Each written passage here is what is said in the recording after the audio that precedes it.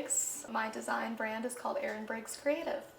So I'm Susan Mamadova, brand owner and designer of Dare to Darling. Yesterday I opened the show for La Rotonde.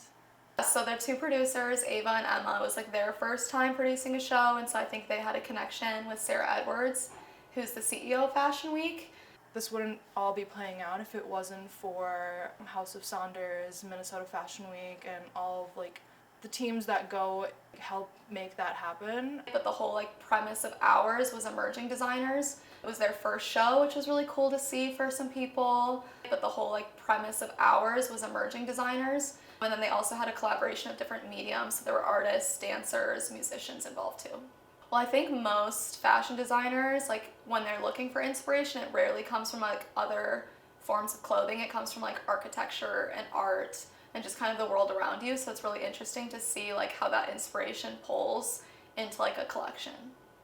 I mean, New York is just so saturated, you know what I mean? It's so much easier to establish yourself here. If I was in a bigger, more saturated city, it would be a lot harder for me to kind of have that breakthrough almost. And there's just such a kind community of people that really collaborate, which is really interesting, where I feel it's a lot more individualistic if you kind of go to other states. I usually I like to put kind of an unordinary twist on everything a little bit. I just like that kind of uniqueness, but I also want things to be really wearable. So I feel a lot of what you find on the runway is stuff that's meant to go down and back once, and you can't even sit in it.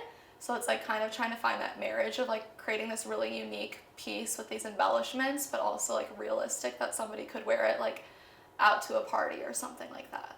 Last year it probably took me about 7 months to make a full collection, because you're starting with just research and trend forecasting and things like that, and then you're creating your actual design illustrations of what your goal is, and then you go into sourcing your textiles and actually producing it. And usually just making one garment requires you to do a couple fits, so you're making these test garments knowing that they're not going to fit, and then you fit it on your model and basically start over again.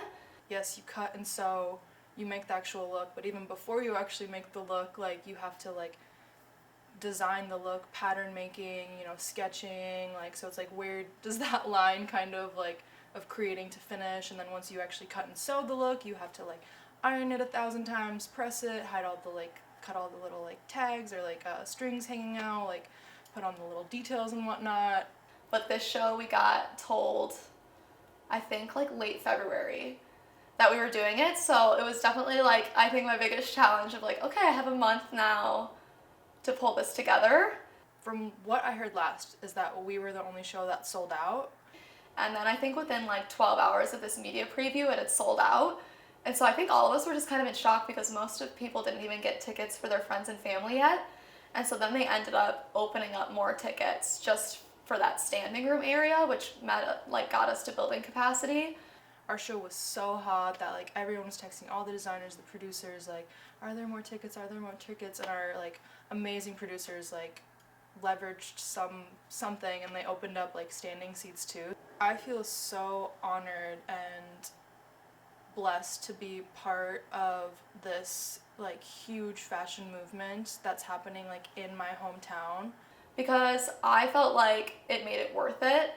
I didn't want to put all of this time and effort into creating this line of clothing for there not to be a full audience.